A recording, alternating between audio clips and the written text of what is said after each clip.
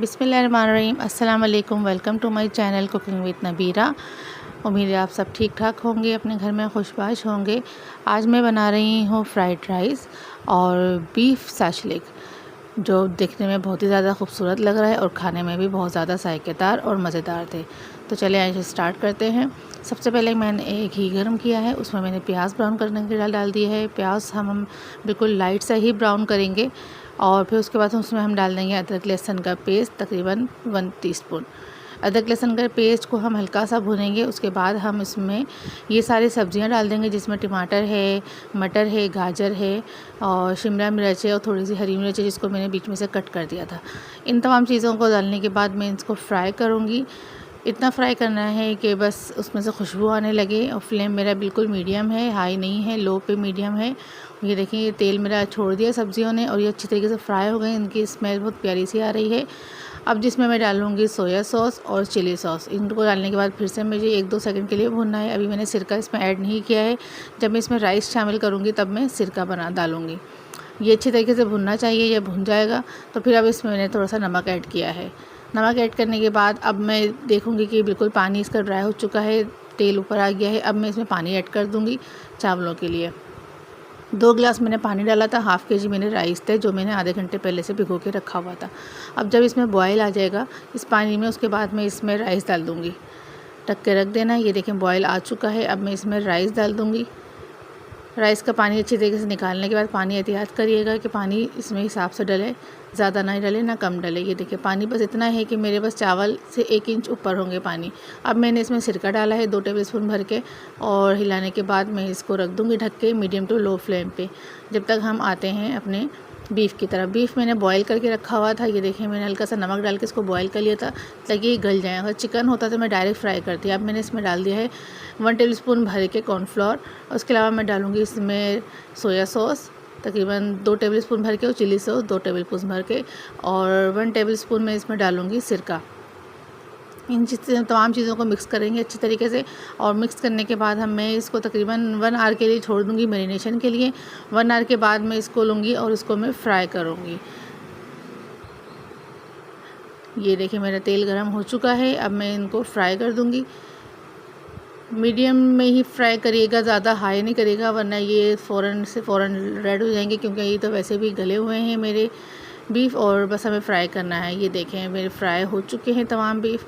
तेल आपको नज़र आ रहा है। मैं असल में सरसों का तेल यूज़ करती हूँ, इसलिए आपको तेल नज़र आएगा। तेल बहुत ज़्यादा है इसमें, तो मैं थोड़ा सा कम कर दूँगी, हाफ़ कर दूँगी। हाफ़ करने के बाद मैंने इसमें लहसुन डाल के चॉप करके डाल दिया है। लहसुन हल्का सा सौते हो जाए, अब मैं इसमें डालूँगी गाजर कटिंग की हुई और गाजरों के साथ मैं डाल दूँगी शिमला मिर्च। शिमला मिर्च और गाजर को मुझे तेल में ही हल्का सा फ्राई सा करना है।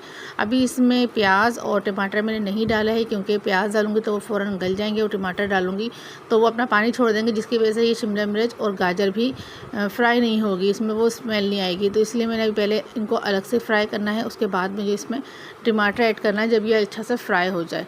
जब देखें आप इसमें से खुशबू आने लगी, कैप्सिकम की खुशबू अलग ही आती है, फिर हम टमाटर ऐड कर देंगे। टमाटर के साथ ही हम इसमें प्याज ऐड कर देंगे। इनको डालने के बाद हमें बस 1 से 2 सेकंड इसको भूनना है। ये देखिए एहतियात से बहुत देखने में बड़े खूबसूरत से लग रहे हैं। इसको हम 1 से 2 सेकंड तक भून लेंगे हल्का हल्का सा, ये सौते हो जाए, मिक्स हो जाए एक दूसरे के साथ, जब तक हम इसका बैटर तैयार करते हैं। मैंने लिया था 2 चम्मच मैंने इसमें कॉर्नफ्लावर लिया था। अब इसमें जो मसाले जाएंगे वो मैंने कुटी मिर्ची डाली थी 1 टेबलस्पून भर के। हाफ़ टी स्पून मैंने इसमें पिसी हुई लाल मिर्च और थोड़ा सा नमक और थोड़ी सी चाइनीज़ सॉल्ट। ये डालने के बाद मैं इसको पानी के साथ मिक्सचर बना लूँगी। ये देखिए पानी के साथ मिक्सचर बना लिया। अब हम दोबारा आते हैं अपनी वेजिटेबल्स की तरफ।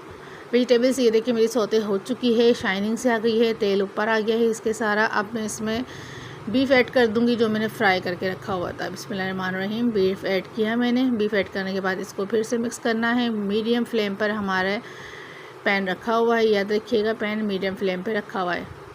अच्छी तरीके से मिक्स करने के बाद मैं इसमें डालूँगी चिली सॉस। तकरीबन हाफ़ कप मैंने चिली सॉस डाला था और तकरीबन 4 टेबलस्पून मैंने इसमें सोया सॉस डाला था और 2 टेबलस्पून भर के मैंने इसमें सिरका डाला था। इन तमाम चीज़ों को डाल के मैं मिक्स कर दूँगी मैं अच्छी तरीके से। ये देखें मिक्स करना है।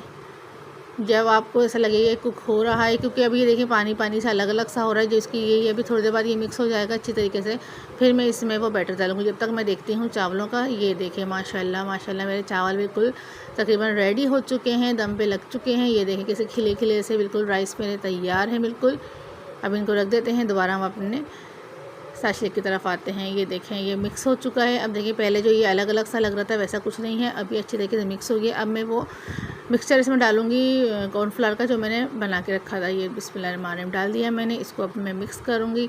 अब इसके जो ये वाइट पन है ये ख़त्म हो जाएगा थोड़ी देर बाद। इसको हम पहले कुक करना है, मीडियम टू लो फ्लेम पे ही हमें कुक करना है। ये देखें ये तकरीबन कुक हो गया। अब मैं इसमें डालूँगी टमाटर केचप, या आपके पास सोया गार्लिक सॉस है तो वो डालें, टमाटर केचप है तो वो डालें।